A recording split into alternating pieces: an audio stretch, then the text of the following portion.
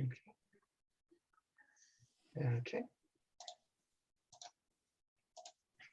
Here we go. Our first attendees are joining.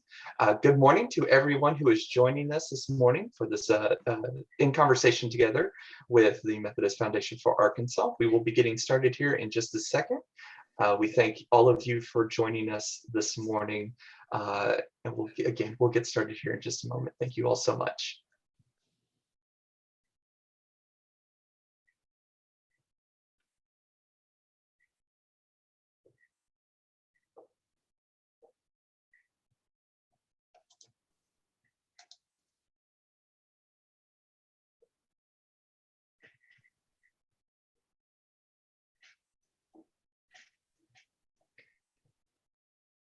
Okay.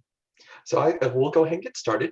My name is Jacob Turner with the Arkansas Conference Center for Communication. We're assisting with the webinar production for today, and we thank you all for joining us. We want to give a quick reminder of what this is. This is a Zoom webinar.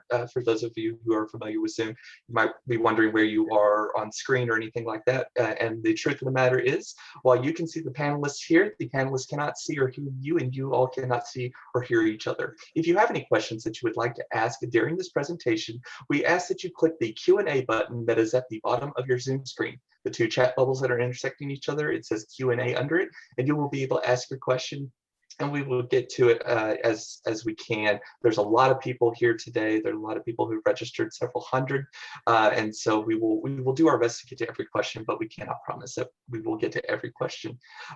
From this point, I'd like to turn it over to the Reverend Wayne Clark, President and CEO of the Methodist Foundation of Arkansas. Wayne, the floor is yours. Thank you, Jacob. Thank you for all your technical work in putting this together. And thank all of you for joining this In Conversation program that the Methodist Foundation for Arkansas started back in October to help with kind of the pandemic and keeping us connected in ways that we know we needed to do that. The foundation, many of you are familiar with the foundation, but we manage permanent endowment funds that benefit Arkansas United Methodist churches. We're managing about $230 million that benefits also Methodist institutions.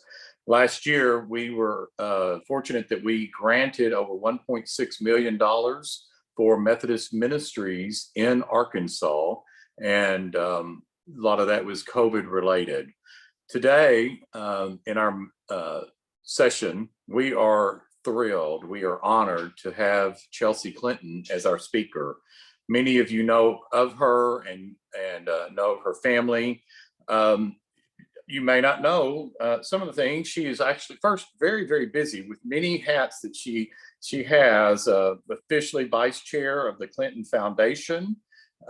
She also teaches at Columbia University. She is a writer, has written several books. We're going to get into some of these, so I'm not going to go into a lot of your bio, Chelsea. There's so much to do. I think her newest adventure is a podcast series that she's launched entitled In Fact with Chelsea Clinton. She holds degrees from Stanford, Columbia, and Oxford University. Her fifth job, I wrote number 5 down here, I'm not sure, I lost count, but probably the primary job is her family and her 3 wonderful children that we are so grateful for you. And again, thank you for taking time. We have, through Emily, who has helped us set this up with Chelsea, we've kind of got 4 different themes that we want to cover and some questions. And as Jacob said, we know that you will be want to ask questions. Some of those hopefully will get covered in what we do in our theme. So the first one we want to talk about is your connection with Arkansas. You spent your first formative years, I think up till age 12 in Arkansas. So can you tell us a little bit about that and how that rooted you in so many ways? Oh, goodness. Well, Reverend Clark, thank you to you and to the United Methodist Foundation of Arkansas for having me. And I want to thank Jacob and Emily and everyone kind of in the background who helped bring us together today. And it is wonderful to kind of be back in Arkansas, albeit only virtually. So we moved to DC when I was 12. I couldn't imagine, first years of my life anywhere else but Arkansas. I mean, I have so many wonderful memories of the schools I went to. I went to Hall High for kindergarten. I went to a Montessori preschool. I then went to Forest Park for first grade and Booker for the rest of elementary school. And then I went to Horseman for junior high, as we called it back then. I know it's middle school now. And, I have so many wonderful memories of being at church, of being kind of at my local soccer and softball leagues, and kind of all of my classes at Valley, Arkansas, and just so many wonderful memories of kind of the different places and spaces where I spent time, and also, of course, the people that I spent time with. So my wonderful Grandma Ginger, my dad's mom, who lives in Hot Springs, and going to Mid-America Museum with her, which I probably did at least once a month as a kid. And then my other grandmother, my mom's mom, and my grandfather moved to Arkansas when I was 7 to Little Rock. So that was just such a gift to have my grandparents there. I was a brownie and then a Girl Scout and loved going camping. So it's just this like flood of memories. But I will say, so I went to church every Sunday with my mom, and after church we would go to the big library branch that was across the street from the church. And so kind of one of my most regular memories every week was going to Sunday school and going to church, and then going to the library. And just the wonderful librarians who helped me navigate all of my different interests of kind of women's biographies and history and animals and detective stories and kind of so much else beyond. So really just Reverend Clark, so many memories that are just really treasured and ones I'm grateful for. Yeah, well, great. Well, you mentioned some of the places that you remember, which I was going to ask that. And I'm happy to talk more about anything. Well, too.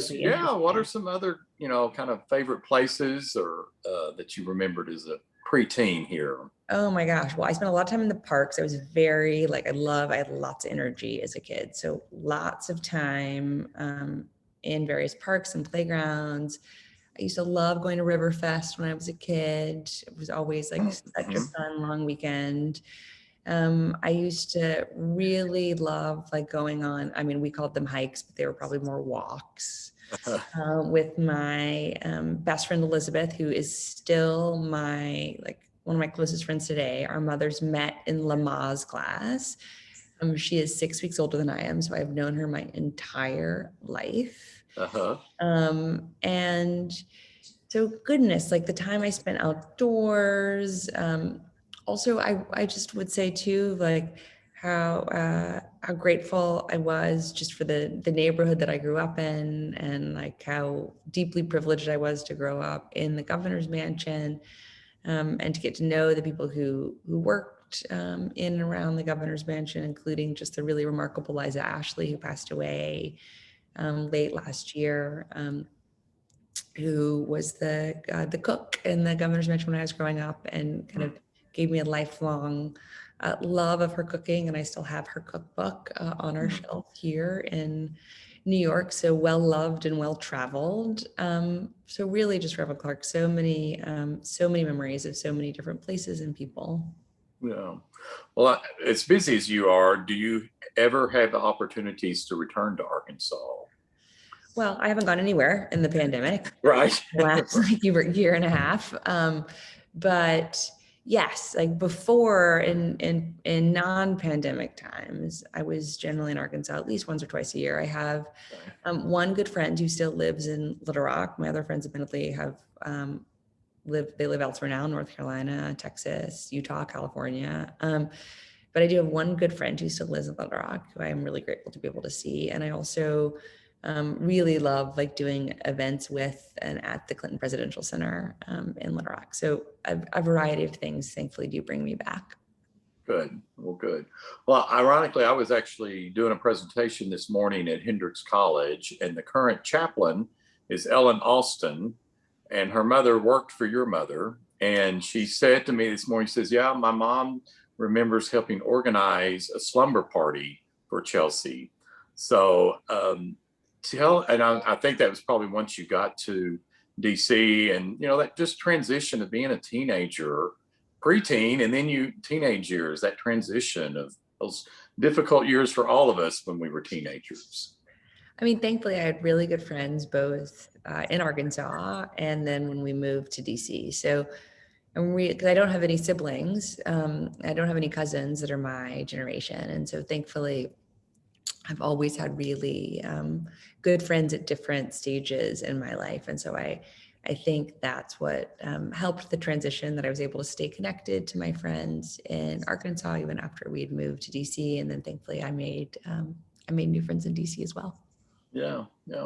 Well, I want to shift, if I can, to your recent podcast and that project, and a little bit on public health, and kind of bridge even this Arkansas formative years, because from what when I've listened to your podcast and read, it sounds like even your love for public policy may have started in Arkansas. So talk a little bit about that for us. Yeah, definitely. Thank you so much, Reverend Clark. So, I started my podcast, in fact, because at least in my lifetime, we've never had so many people paying attention to public health as we do right now. And yet I worry there is this equation of sort of public health equals COVID-19 instead of public health equals kind of anything and everything that affects our communal health.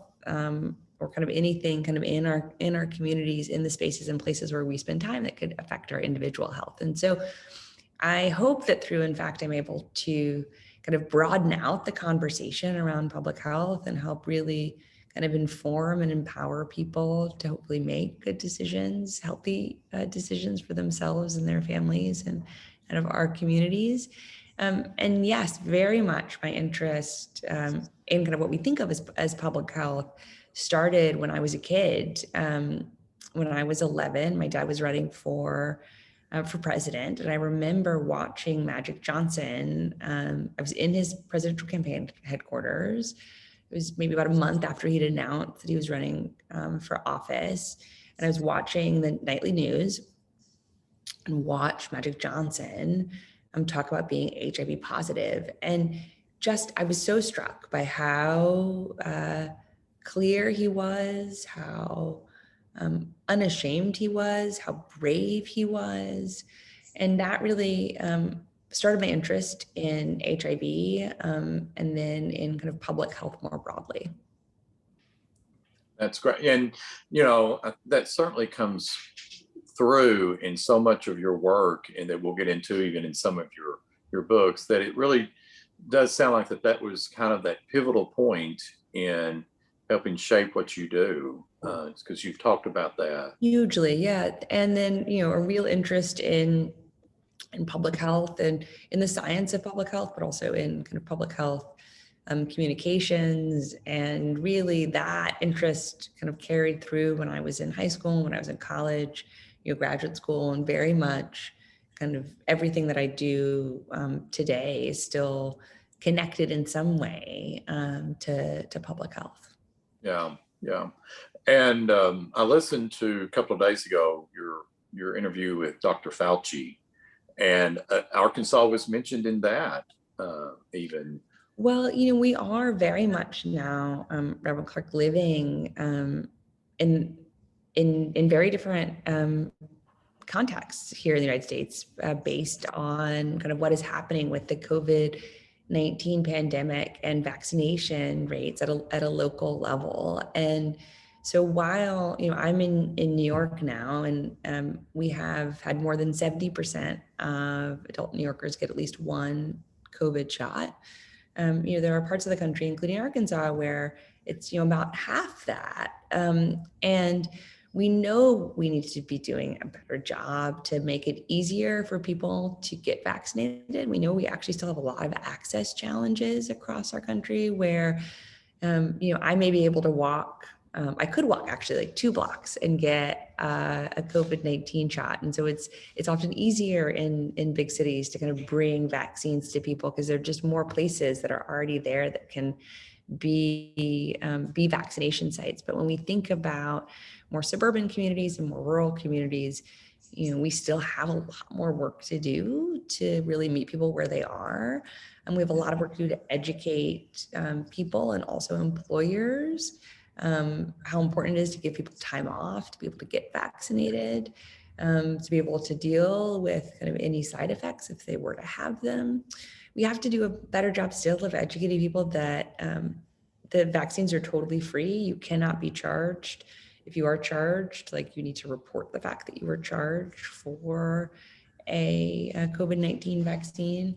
So there's just so much more we have to do. And then unfortunately, we do still need to be focused on vaccine misinformation.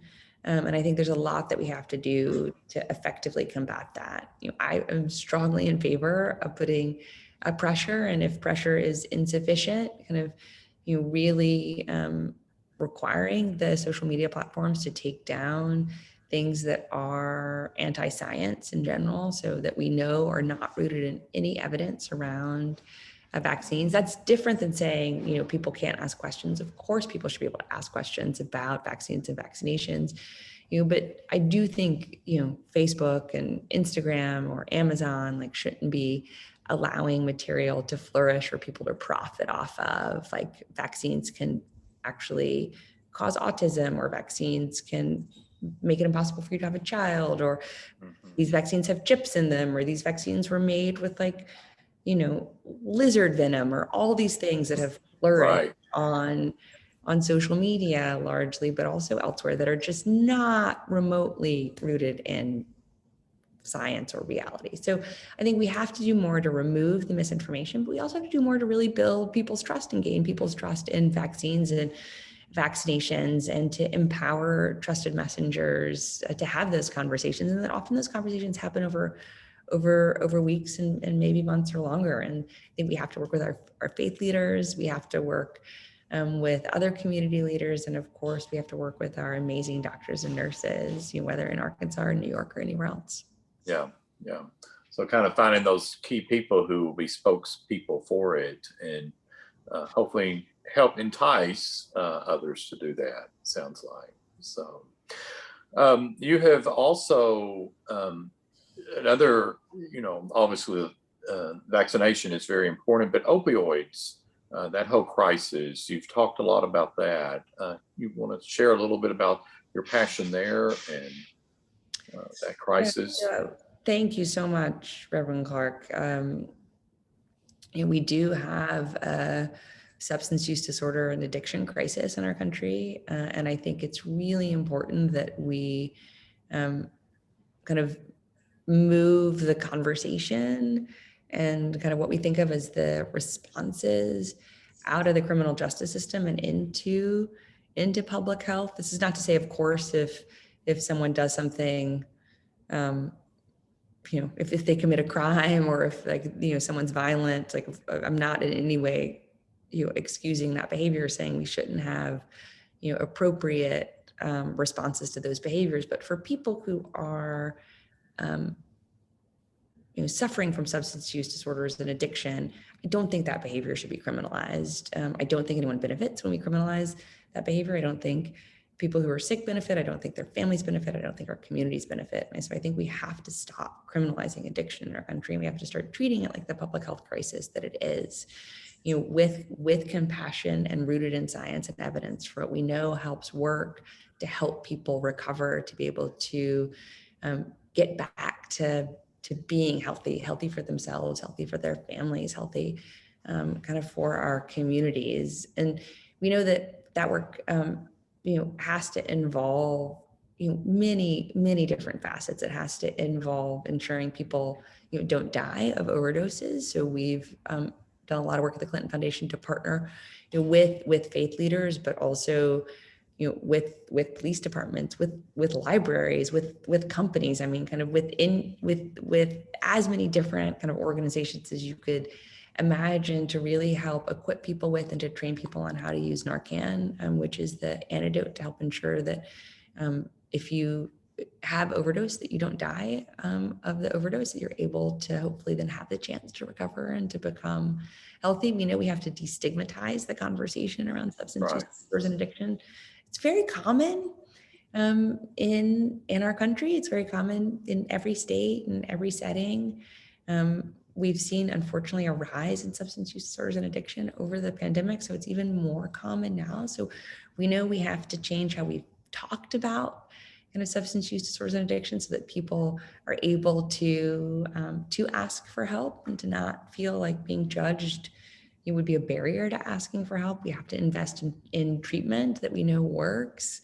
And we know different treatment works for different people, and then different resiliency of kind of what helps people stay in recovery. There's different strategies that we know work for different people. And so there's just so much we have to do, Reverend Kirk, but I really believe, we have unfortunately criminalized what is a public health issue. And I would like us to see kind of the undoing of that, and then very much kind of rooting how we talk about and how we confront and how we support kind of people who are suffering from substance use disorders and addiction in public health. Yeah. And kind of, getting to the root, what's the family system that's causing this? So, but yeah. We know that actually, addiction and substance use disorders don't discriminate, that people of different ages, people of different kind of underlying health conditions, people who have very different family relationships, people who live in very different parts of the country, that unfortunately, it is very much a broad-based crisis in our country, and we need broad-based and public health solutions to it. Yeah. All right. Well, a couple of I'm going to shift in just a minute, another topic, a couple of questions. One that's somewhat related. So with your interest in public health, that raises the question of public service. So questions have come in. I'm sure you've had it. Do you have an interest in running for public office? And yeah. Not now. I do think it's an important question that any of us who care about our communities and our country ask ourselves.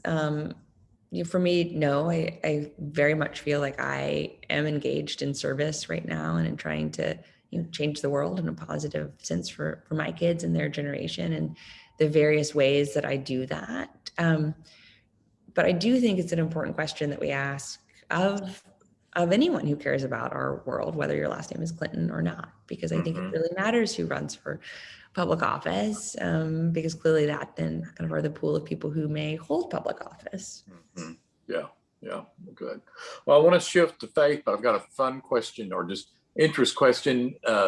Does your daughter have an interest in ballet like you did when you were a child? So I will say, I know that Zoom ballet worked for many people. It didn't really work in our house. So I am hopeful that that she and her brothers will be back and doing kind of in-person activities in the fall, once it's like judged to be safe to do so, and hopefully once they're fully vaccinated. So yes, she does have an interest in ballet, but it's a little bit on hiatus right now because while I think this format works great for adults and older kids, I think it's been harder on younger kids in a variety of ways. Yeah.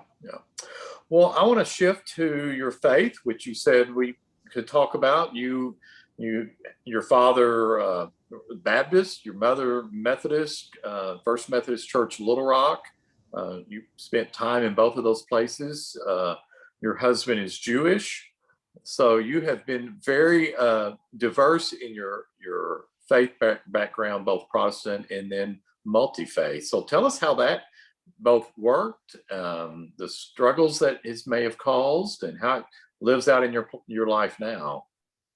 So I go to church on Zoom, as much as actually ballet has been hard. My kids have done better with the non-physical things. So our kids go to Sunday school every Sunday on Zoom, which has been wonderful. And I think our church here in New York has done a really terrific job of helping us still feel connected, even while we're kind of in two-dimensional space and kind of boxes on a screen together. And I give just tremendous credit to the whole leadership of our church, and I'm inexpressibly grateful that they have figured out how to help us still be together while we're still helping us stay safely separated and extremely spaced out, I guess, in our own homes.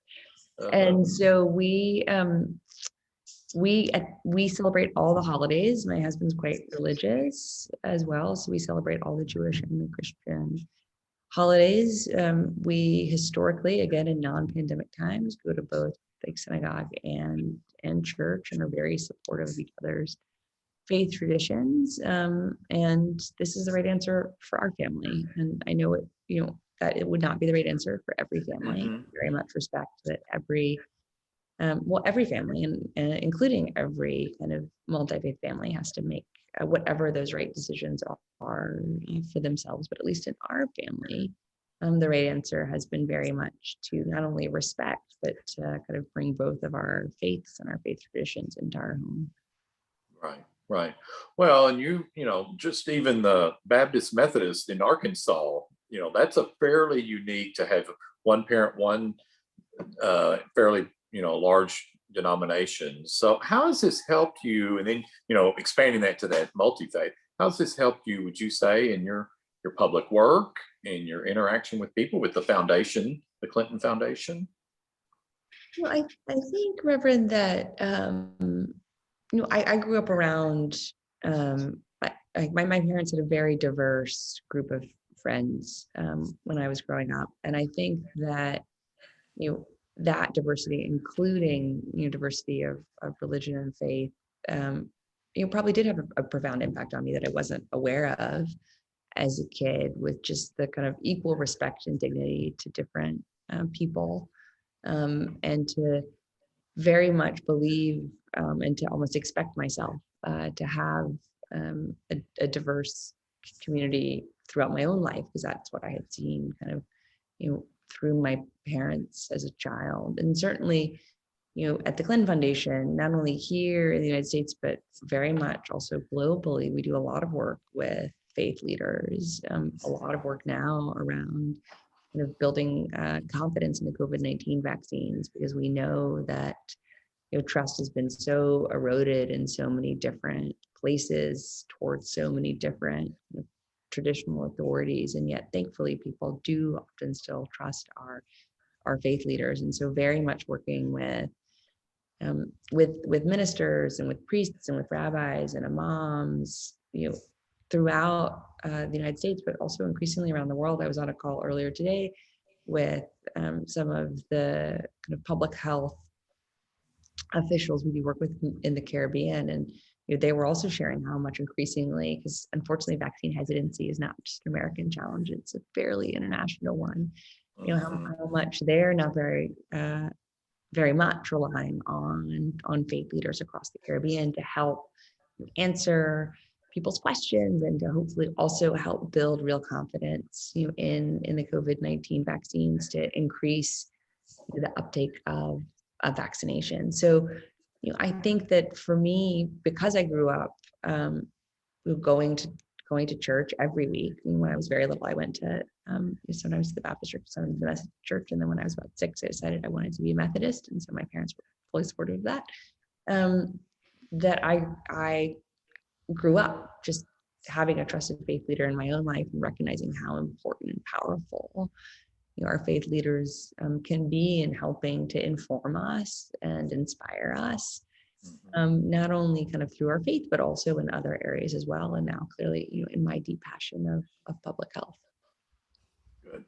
Well, just on a personal note, there are apparently people sending all sorts of good well wishes to you and their connections with you and your family, and they want to wish you and all of them their well wishes. So I'm passing that on to you and them. So from your Arkansas friends, we will continue to claim you all, with those strong roots here. So, well, let's shift to your books. Another, just a little side job that you also do. Tell us about what motivated you to actually start writing and a lot of writing. Yeah, I was trying to see how many books you've written at this point. So I started writing about oh goodness. Well, I guess I always loved to write. I should start there. I've always loved to write. I've always loved to write, to help organize my thoughts, to help express my views. And arguably the first thing I really wrote was my PhD dissertation. But then the first thing that I wrote for younger readers was something called It's Your World, which came out in 2015 and very much, was the result of just so many conversations, Reverend Clark, that I had over so many years with young people about kind of what was on their mind, kind of what they were thinking about, what they were worried about, what they wish they knew more about, also what they were doing on kind of what they were thinking about, what they were worried about. And so I wrote It's Your World, partly because it's a book I would have loved to have when I was, 11 or 12, and also to really kind of help answer questions that not only I had at that age, but that I was hearing from young people that they had, and to share stories of young people who were really making a difference. And then kind of that opened other doors for me to continue to write about other things that I think are important, and especially now as a mom, books that I want to share with my kids.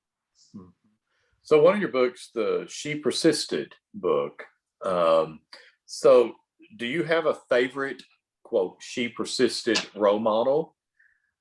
Oh gosh, I mean, in the first book, Reverend Clark, all of the women in the first book are women that I grew up with in many ways, or came to know as a grown-up. So stories that my mom, my grandmother shared with me when I was a kid, and then stories that I experienced as a kid in some ways. I mean, I guess I don't know if I can really count like watching FloJo at the Olympics in 1988 as experiencing it, but I experienced it like from Little Rock on like our little TV screen, like cheering her on as she was obliterating the world records. And some of the women I didn't know until later in life. I mean, maybe the person that I think the most about, at this moment in my life really is Virginia Apgar, who I didn't know about until I was pregnant for the first time. And my wonderful OBGYN was explaining to me like what would happen, hopefully, if like everything went well and everything was healthy. And as she was explaining, she said, oh, well, and the first thing that will happen is if the baby will have an Apgar score assessed. And I'm thinking, like, what is an Apgar score? And she told me about this amazing woman, Virginia Apgar, and who had taught actually at Columbia Medical School.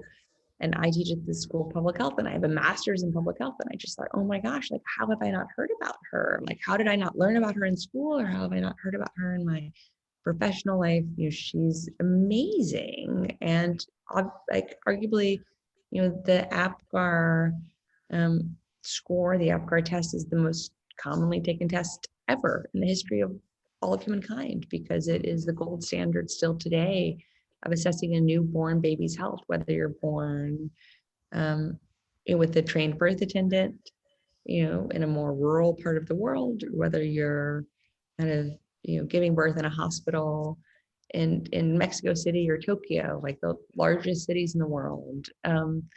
You're far more likely than not for your trained birth attendant or your midwife, your nurse, your doctor to kind of have the Apgar score done in the first minutes of life. And so I just couldn't get over the fact that I didn't know about Dr. Apgar, and just felt this enormous gratitude toward her and wanted to know so much more about her. So she may be the person that I think the most about. Okay. Any fun stories about memorable interactions with any of your young book fans? Oh my gosh, so many. I mean, I have had wonderful experiences where people get dressed up to come like to my book events, like dressed up as the characters that they like very much admit they see as characters that they're in a book, and they not quite still realize like these were real women who did real amazing things. So those are always fun. I love when like boys come to my book reading, and you have like boys that are looking up to these amazingly strong and persistent women. I have had also, I wrote a book about an endangered species, because trying to save the endangered African elephant and save endangered species is another kind of great passion of mine, and also related to public health, because our lives are so interconnected kind of with the animals that we share this planet with. Yes. And just having like all of these kids, Reverend Clark, come up and tell me about all of their, well, either the work that they were doing already to help like save the frogs in their area, or to save an endangered species like half the world, but also like their ambitions to like be a marine biologist or to like run their local zoo was just really powerful too. So I think that's what I enjoy the most, is hearing from kids about what they've really resonated in what I've written, how they're kind of taking that into their own lives. Sometimes it's in a costume form, and sometimes it's like for their ambition. Has been great. Yeah. So I'm probably inspiring, and I would assume just spurs you to do even more of that Oh my kind of gosh, stuff. so much so. I mean, I'm like answering your question. I'm like making a note to myself about another project I want to do. So it's like my brain is constantly thinking, Yeah. and it Yeah. is a lot of fun. Yeah. Yeah. Well, a few of your books, and I think my notes say 10 books. Does that sound right that you've Sounds right. done? I don't really know. 10-ish, you Right. know. A few I think you've written with your mom. Can you talk a little bit about that experience, that process? And Yeah, so I wrote 2 books with my mom. One was a picture book, because we love to garden in our family, and that very much started with my grandmother. So it's sort of an homage to kind of intergenerational gardening. And then we wrote the book of Gutsy Women together, which is much longer than a picture book, admittedly, and we profile, more than 100 women that have been inspiring to us over many years. And that process was a really interesting one, Reverend Clark, because we very different ways of working. So like I work on a computer, I outline on a computer, I write on a computer, I edit on a computer. I am very grateful for all the functionalities on a computer that enable me to do those things in the way that I have, come to do them now over many years. And my mom still writes longhand. Mhm. So she still writes like on a yellow legal pad. She still edits by like printing things out and like making notes on them. And it took a while to figure out like how to mesh these 2 styles together, because I, like I couldn't get her to use like track changes. I was like, these are amazing and so cool, and like you'll see what you've done and you'll see what I've done. And we worked with like a wonderful editor, then we'll see what our editor has done. And it was just like she just couldn't countenance it. So we finally figured out how to like she could print them out and then she could like scan them back in and they could get converted in a way that I could see. So we were clearly not the first people to have like different approaches to technology in a collaborative project, but it definitely like took a while to work itself. Well, we won't talk about that probably as a generation issue, but I'm glad y'all could, you can figure that out and know how those things can continue to merge.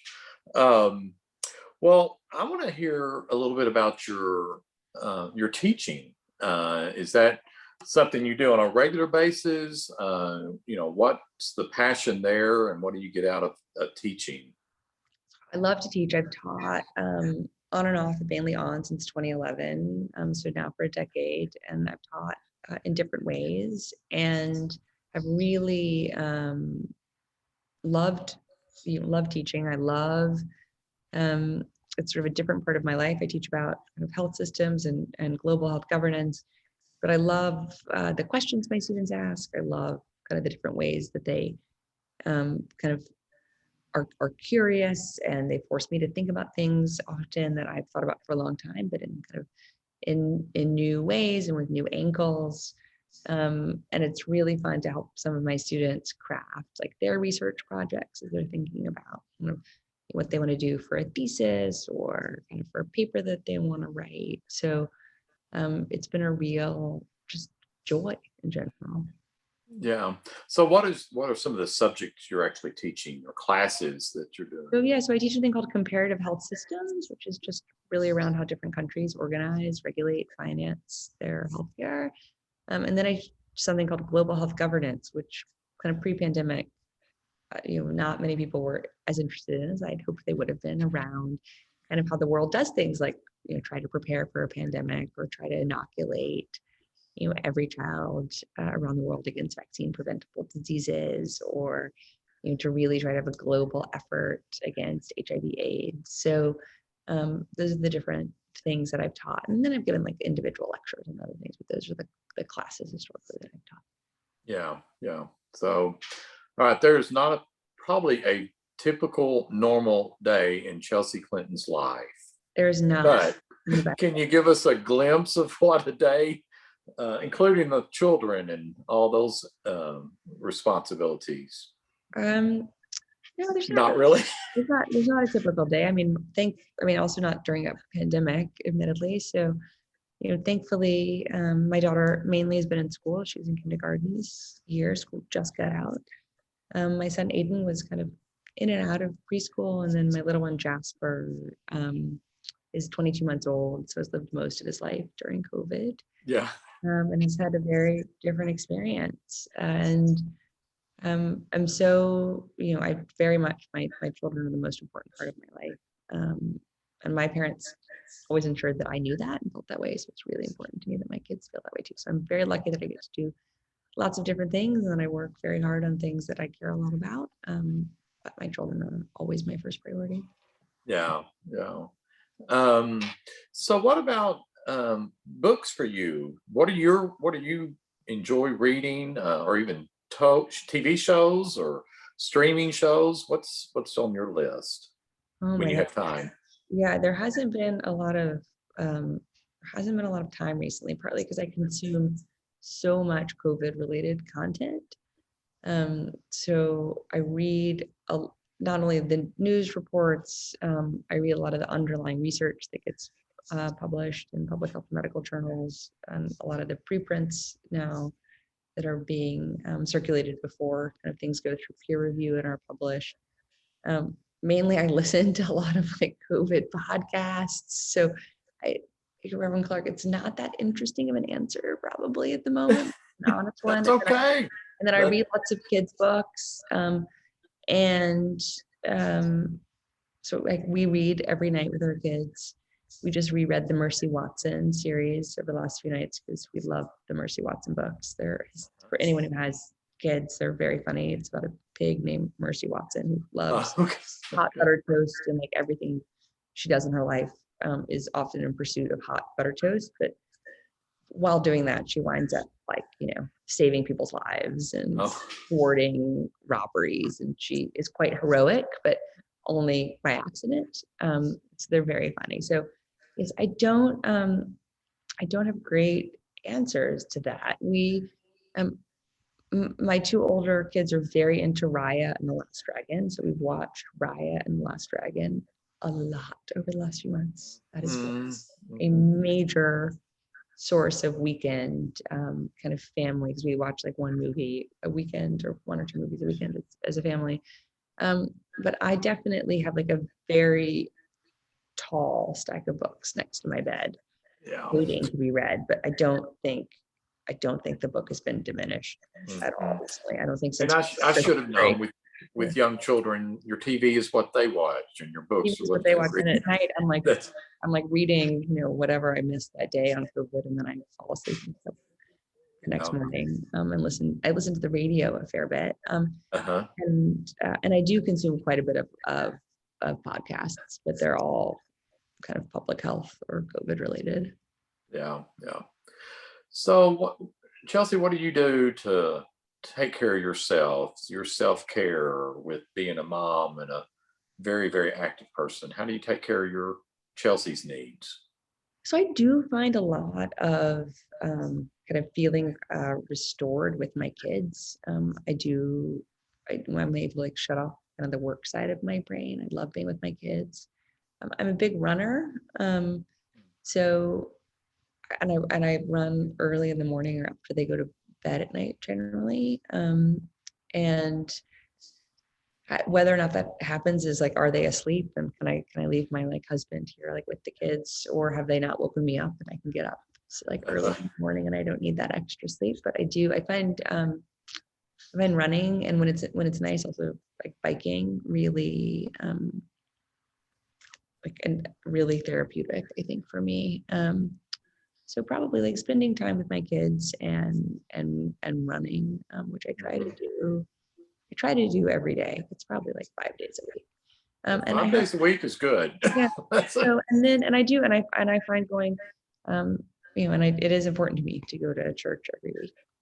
Yeah. Well, good. Well, so, kind of back to things are getting better. It is getting, as far as to go out. What are some things you're anxious to do with your family or you individually when it really is safe to travel and to be able to get out and do things? What are you looking forward to? Well, my husband's one of 11, so he's Oh, okay. brothers and sisters, which means my kids have lots of cousins. So I think, admittedly, what we're most looking forward to when it's once my children can be fully vaccinated, is really trying to see their cousins. And even now, over the summer, like the cousins who are within driving distance, who are older, so they're all vaccinated. Like we're definitely going to see a lot of cousins, I think, over the next year to make up for lost time. Okay. Well, good. Well, very good. Well, one more question. I'm going to go back to the podcast real quickly. Who has been one of your favorite people you've interviewed, and who is your dream person that you really would like to have on your podcast? Oh gosh, I've had so many wonderful conversations. I do think the conversation this week that we posted with my friend Peter Hotez, who's a vaccine scientist, and also with Heather Simpson, who is a big kind of pro-vaccine advocate now, was really meaningful to me, both because Peter has been kind of in the trenches fighting against kind of anti-vaccine and anti-science misinformation for a long time. And also Heather Simpson, because it's like, in her own words, like she fell down an anti-vaccine rabbit hole and then had to pull herself out. And it was just really moving listening to her talk about now, kind of with the benefit of hindsight, like how she thinks she was so vulnerable to the anti-vaccine misinformation. And then what she thinks worked to really help her not be in that place any longer, and to decide to vaccinate her daughter against vaccine preventable illnesses, and then for herself to get the COVID-19 vaccine. Just like her honesty and her generosity with her honesty really has stayed with me. That's great. Well, I want to just make sure everybody knows who's listening today, your podcast is called In Fact with Chelsea Clinton, and I think it can be found on iHeartMedia, on Apple Podcasts, or other streaming platforms. I think you do a new one every Tuesday. Is that right? Yep, every Tuesday. Okay. And then I think you've got a Twitter handle, which is at Chelsea Clinton, and you're also active on Facebook. So we want to honor may your not be able to time. go anywhere, but I'm still in various virtual places and spaces. Well, we want to honor your time, and you've given us so much, and it's been great to visit with you. It's been certainly a privilege for me, and thank you so much for what you're doing. Oh, thank you so much, Reverend Clark. Thank you for having me. And again, thank you to Jacob and to everyone at the UN Foundation of Arkansas who made this possible today. Well, thank you all. And for those joining, we hope that you'll join us next week. These conversations, we do post those on our webpage, so that this one will be posted in a few days next month. The Arkansas notable Craig O'Neill will be our speaker. So we hope you'll join us for then. But otherwise, thank you very much, Chelsea, and thank you all for joining us. Thank you very much, everyone. Stay safe. All right, you too. Bye-bye.